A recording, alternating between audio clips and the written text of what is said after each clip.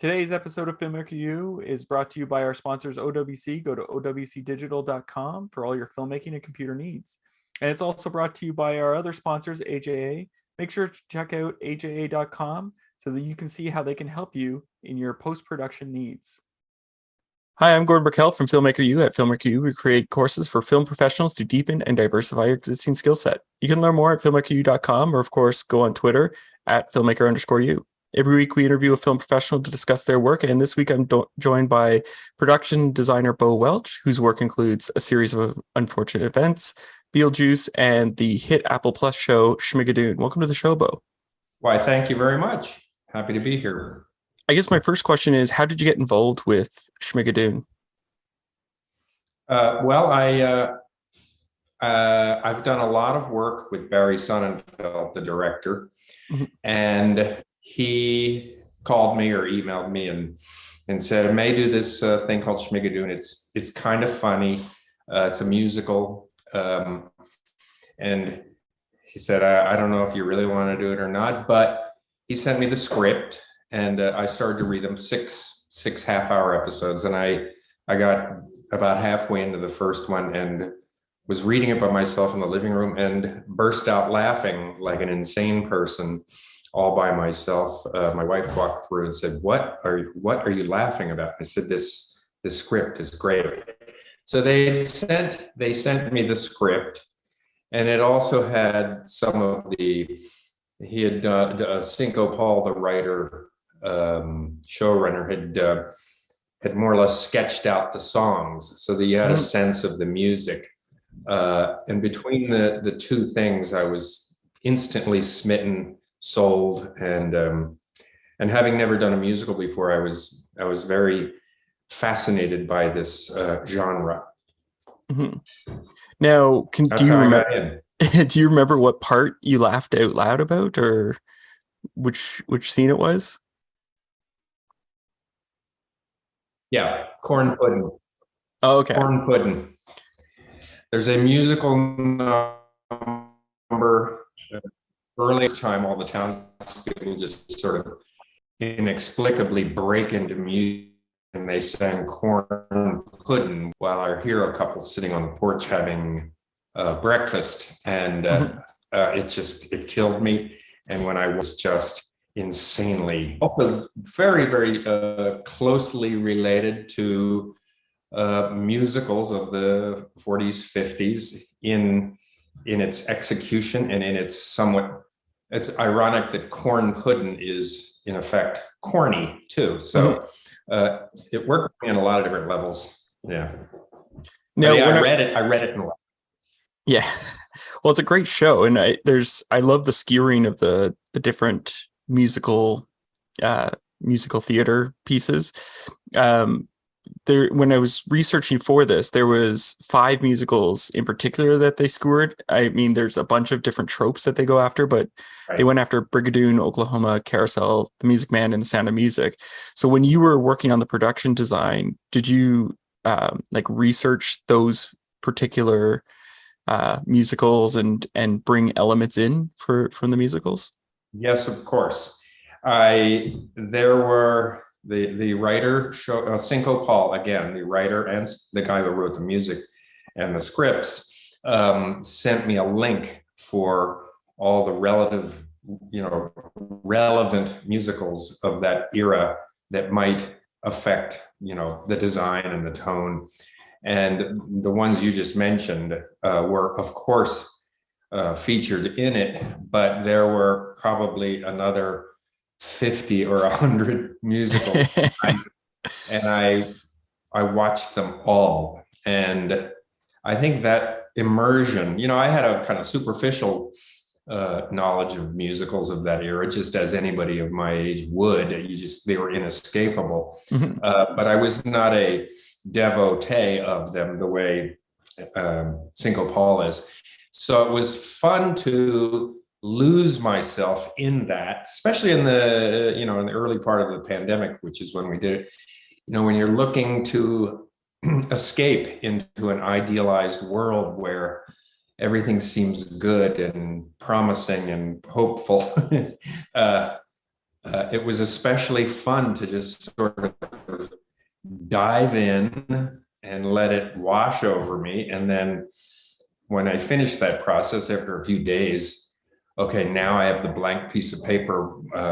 What do we do? But having done that immersion, I pretty much have a pretty clear idea of what to do.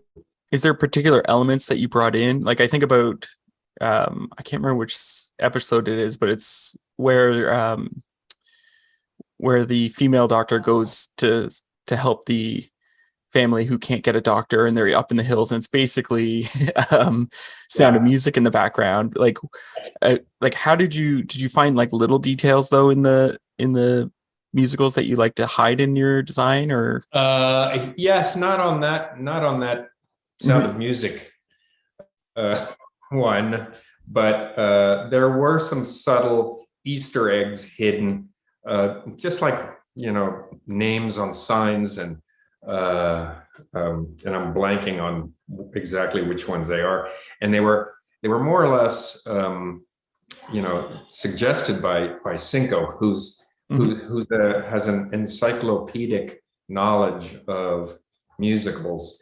And you know, we talked about Easter eggs, and we hid a few in there, mainly names on signs, and but you know, for something like the Sound of Music parody on that hilltop with the shed, I think just the geography and more specifically the background, where you know, it was, you know, designed to look like some kind of Swiss Alps inexplicably in the middle of this story. I found it very fun and amusing, and that's a big, you know, a little bit in your face of an Easter egg, but that's what that, What because nowadays we very much like visual effects is a part of everything for the most part. So how do you work with the visual effects team to create your vision for the production design?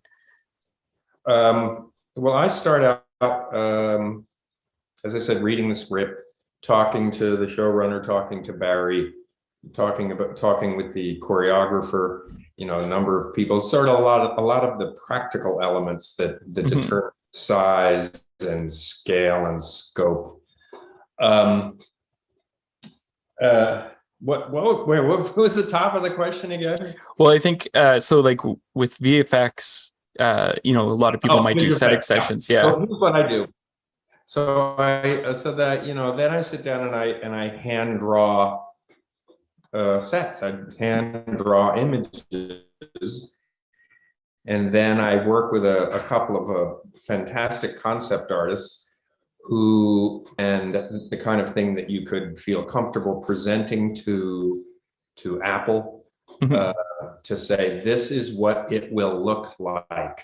And so I design every image in that film, whether there's a visual effect or not, it is designed.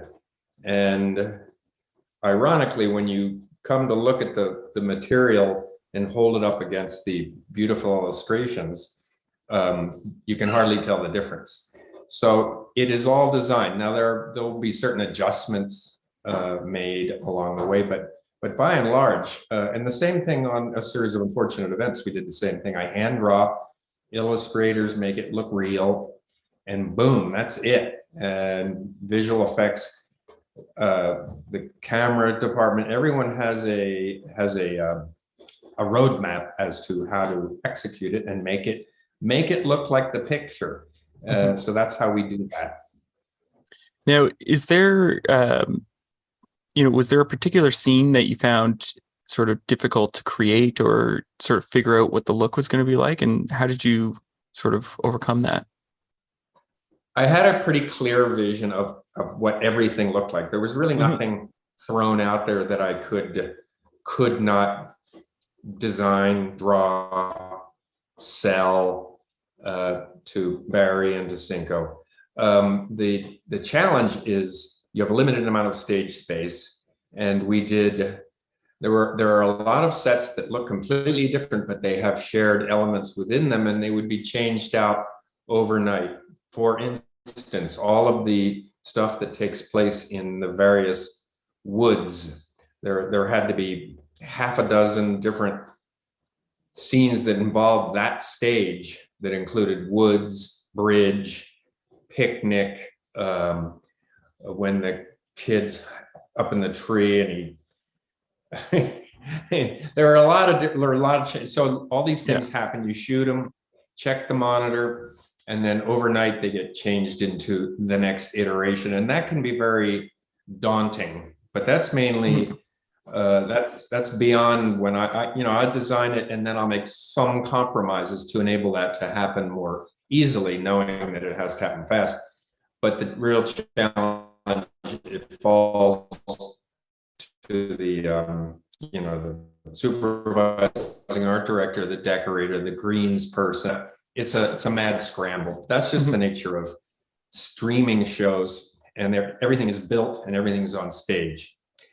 So you only have so much stage space, and a limited amount of time. That's the hardest part of doing these shows in the modern world here. You talked about drawing things out. We've talked about, going through the different musicals, but is there a particular art movement or style that you particularly like to draw in or enjoy in your leisure time? In my leisure time? Yeah. the little amount of leisure time you have. I used to do more of it. But I like figurative painting, yeah.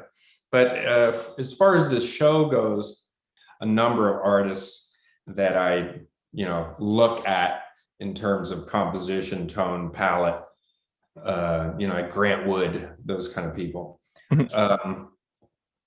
But for me personally, no, I like figurative painting. Interesting. Now I have one last question for you. What would you say is your favorite guilty pleasure film or TV show to watch? I'm going to go with, there are so many, but I really enjoyed White Lotus this year. Severance is another one, fantastic, but I don't have to feel guilty watching those because they're really good. But I'm going to say White Lotus and Severance, yeah. Well, thank you so much for letting me. Pleasures. Yeah, exactly. Thank you so much for letting me interview you today. Sure. And thank you for your interest, and good luck. Hope to see you again. Thanks. And that's it for this week. Make sure to check us out at filmmakeru.com. I'm Gordon Merkel. Thanks for watching. Today's episode of Filmmaker U is brought to you by our sponsors, OWC. Go to owcdigital.com for all your filmmaking and computer needs. And it's also brought to you by our other sponsors, AJA. Make sure to check out aja.com so that you can see how they can help you in your post-production needs.